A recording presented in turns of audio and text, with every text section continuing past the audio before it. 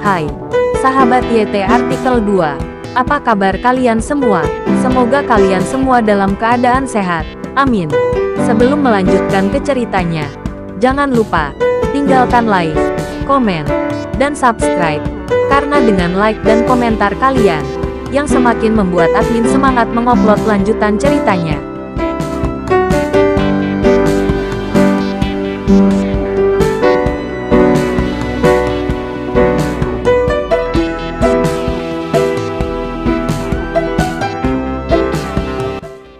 Episode 279. Kisah Aditya, anak bos besar yang berpura-pura miskin. Setelah menutup telepon Sergio, Aditya hanya bisa mencibir beberapa kali.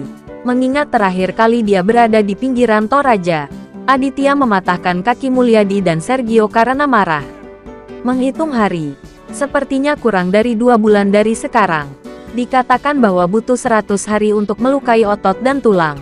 Tetapi Mulyadi dan Sergio pulih begitu cepat.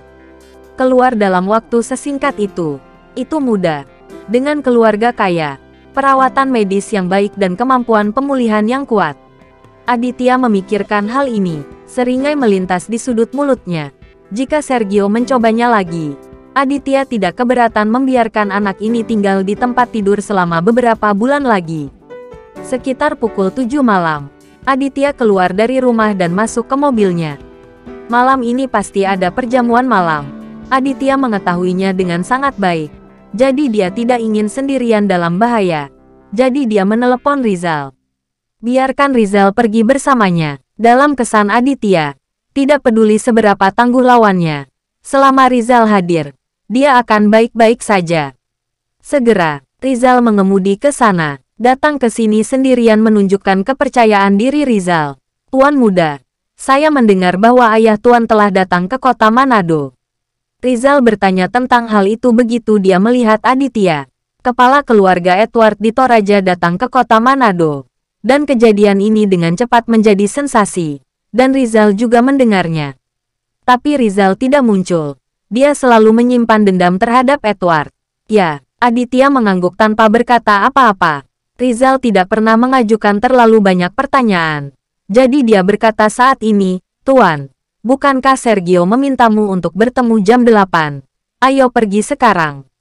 Aditya masuk ke mobil sambil berbicara, dan pergi ke hotel terlebih dahulu. Rizal mengikuti di belakang mobil Aditya. Dia tahu bahwa karena Aditya membawanya, itu berarti malam ini cukup berbahaya. Namun, dengan kekuatan Rizal, tidak cukup untuk menempatkan orang kecil seperti Sergio di matanya. Jadi dia tidak membawa bawahannya. Segera, 2 mobil tiba di depan hotel.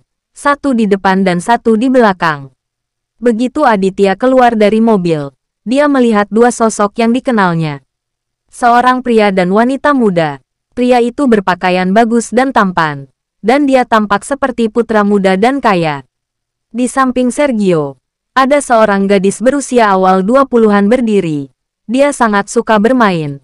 Dan pakaiannya modis dan seksi.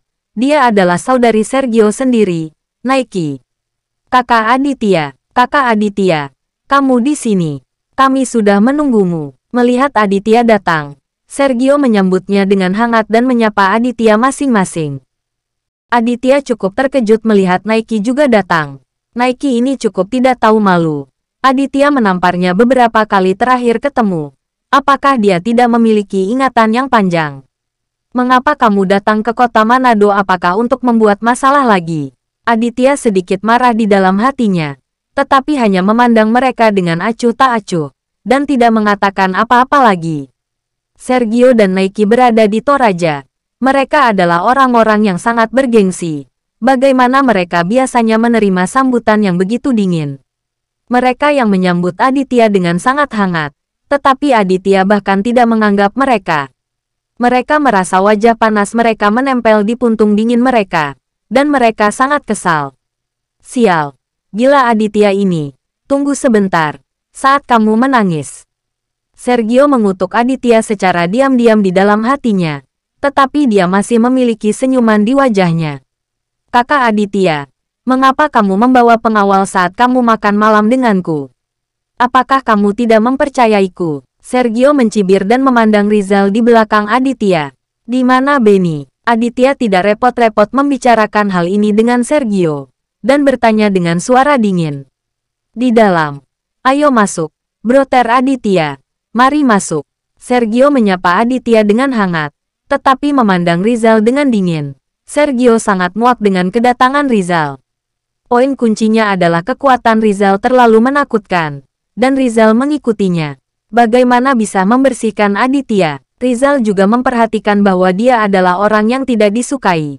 Tetapi semakin banyak hal ini terjadi, semakin Rizal mengikuti Aditya. Dia merasa bahwa Sergio pasti telah menyiapkan sesuatu, hanya menunggu Aditya lengah. Kakak Rizal, ada sesuatu yang penting untuk didiskusikan dengan Tuan Muda Aditya.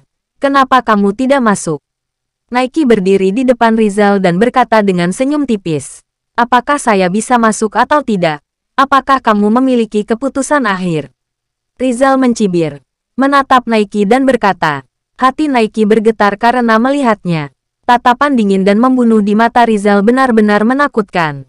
Jadi Naiki tidak berani menghentikannya. Dan dengan patuh menyingkir. Sergio dengan anggun memimpin jalan, membawa Aditya dan Rizal ke sebuah ruangan mewah. Saat dia membuka pintu, Aditya melihat sekilas Mulyadi dan Benny dengan wajah suram. Udara di dalam ruangan tampak mengembun. Ada tampilan pembunuhan yang ditekan di mana-mana. Di sebelah Mulyadi dan Benny, ada seorang pria berusia 50-an duduk. Pria ini gemuk dan tinggi. Beratnya lebih dari 180 kati. Melihat Aditya masuk, wajah Mulyadi sudah mendung. Aditya melecehkan Mulyadi dengan buruk terakhir kali. Kedua kakinya patah.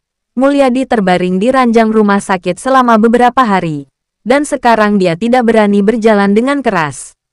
Melihat Aditya, mata Mulyadi memerah.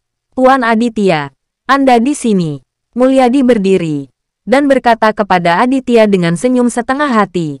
Aditya secara sadar melihat kedua kaki Mulyadi. Melihat seberapa cepat orang ini pulih, Aditya juga sangat terkejut. Kamu di sini juga, hehe. Apakah kakimu sudah lebih baik? Datang dan ambil beberapa langkah dan biarkan aku melihat. Aditya sedikit tersenyum. Berkata pada Mulyadi. Mulyadi sangat marah hingga dia hampir pingsan. Aditya hanya mengejeknya. Aditya yang baik, kamu mematahkan kaki saya. Dan kamu masih mengolok-olok saya. Mulyadi mengertakkan gigi karena benci. Melihat Aditya, dia berkata, tolong jangan khawatir. Kakiku sudah sembuh. Aditya, kamu juga akan mengalami perasaan patah kaki malam ini. Setelah mengucapkan kata-kata kasar ini, Mulyadi menarik kursi di sampingnya, beri isyarat pada Aditya untuk duduk di sana.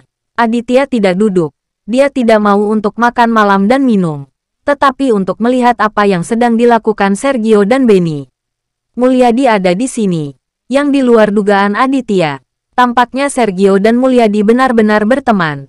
Grup lain datang ke kota Manado untuk bersenang-senang. Tuan Aditya, Anda sangat cakap. Sebelum Aditya bisa mengatakan apa-apa, Benny, yang sedang duduk di sana, berbicara, menatap Aditya dengan mata merah. Ini lebih mengejutkan Aditya. Benny tunduk terakhir kali. Mengapa dia begitu sombong lagi hari ini? Melihat sisi Benny, orang tua yang duduk di sana tampak sangat kuat dan mendominasi. Aditya mengerti. Tidak heran geng ini berani menjadi gila. Rizal ada di sini. Mereka masih sangat sombong. Mereka sudah lama meminta bantuan. Benny, apakah kamu masih berani tampil di depanku? Aditya berkata dengan dingin dengan wajahnya yang gelap. Benny menamparkan meja dengan keras, berdiri dan berteriak, Aditya, kamu memukul adikku dengan sangat buruk. Kamu harus membayar harganya malam ini. Bersambung.